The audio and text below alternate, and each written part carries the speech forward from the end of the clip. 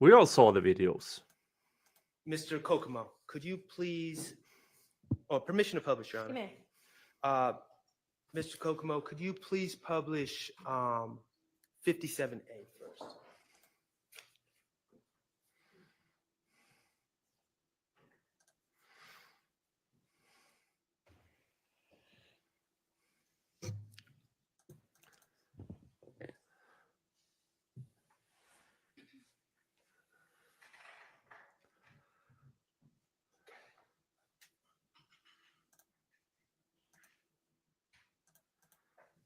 So in this, in DS 57A, investigator, this is a conversation between Taisha Alexander, also known as Polka, correct? Correct. And Mr. Stillwell. Correct. Okay. At 3:14:22, at 11:01 p.m., Miss Alexander reaches out to or texts Mr. Stillwell and says, "You okay? Somebody just got killed in the Ville. Ugh." Or ugh. Atlanta, too much right now, right? Correct. All right. And then they respond to each other with kisses. Mr. Stillwell asks who got killed, correct? Correct. And then Miss Alexander eventually says, "I don't know yet." But before that, she sends some sort of screen message, correct? Correct. Okay. And that's at this, the message is sent at 11:19:47 p.m., correct? Correct. All right. And Mr. Kokomo, if you could publish 57C.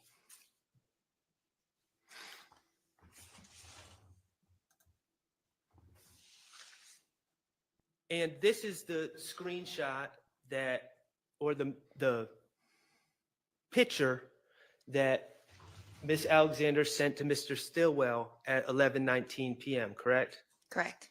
And it's a photo, and is that Windsor Street? I believe so.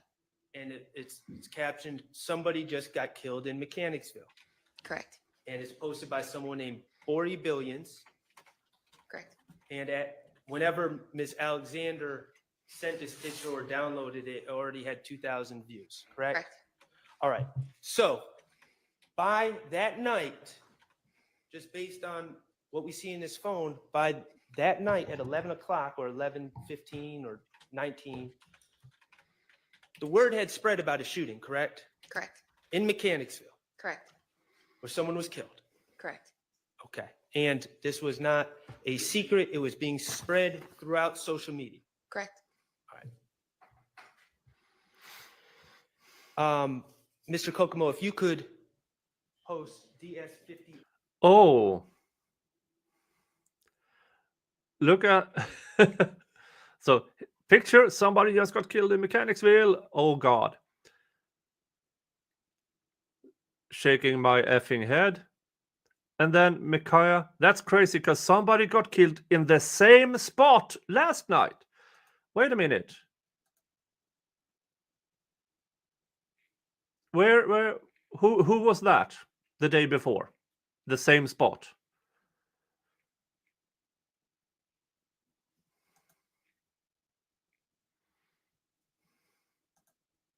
Who was killed at the same spot?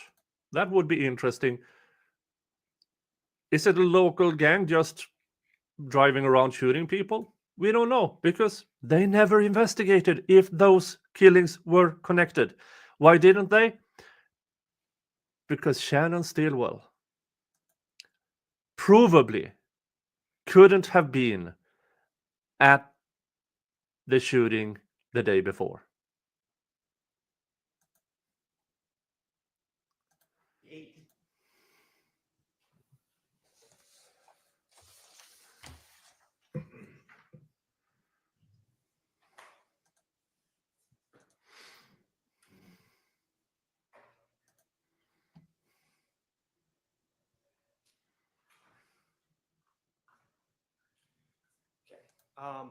This is a conversation, and I'm sorry, it's marked 58A, so Your Honor, if we could just amend that to make 58A. Sure.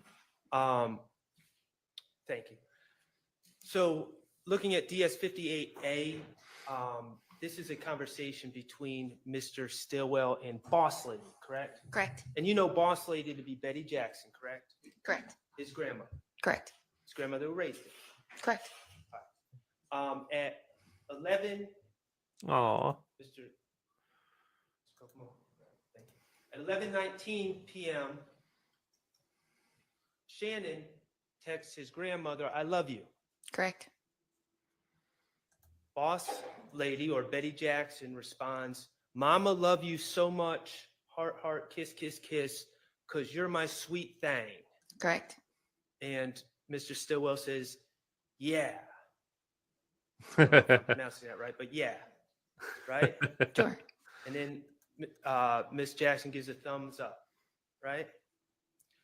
And then at 11:26:57, Miss Jackson says to Mr. Stillwell, or texts Mr. Stillwell, "Hope you are not near Windsor Street shooting on the news," right? Right.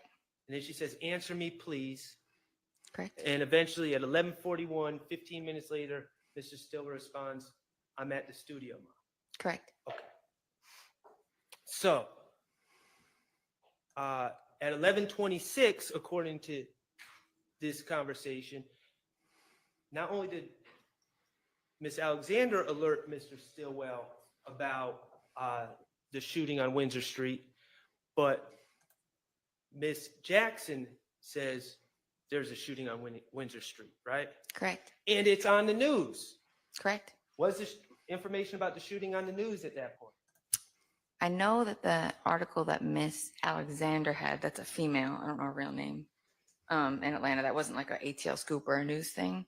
And then I don't know how Miss Jackson saw it, so I'm not sure if you got word of mouth from Miss Alexander, worried about it.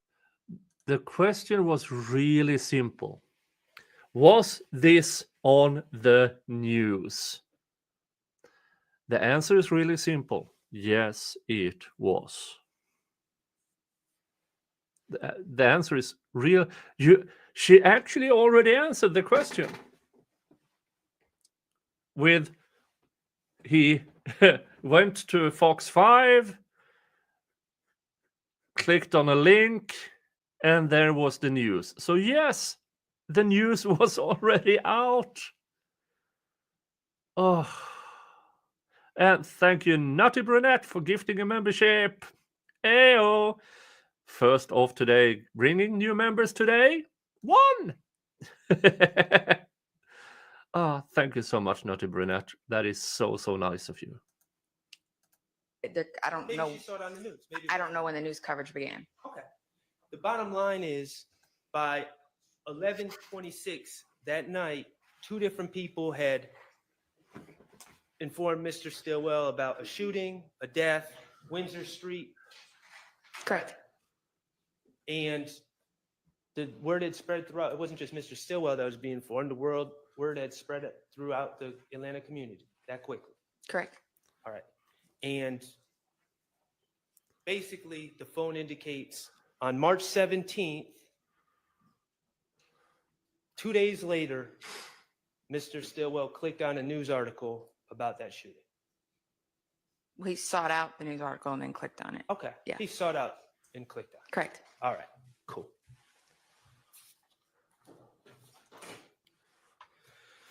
All right. Right when you started testifying, you remember when you were going through a timeline, and I think it was from 2019 to 2020 different events that had occurred? I do. And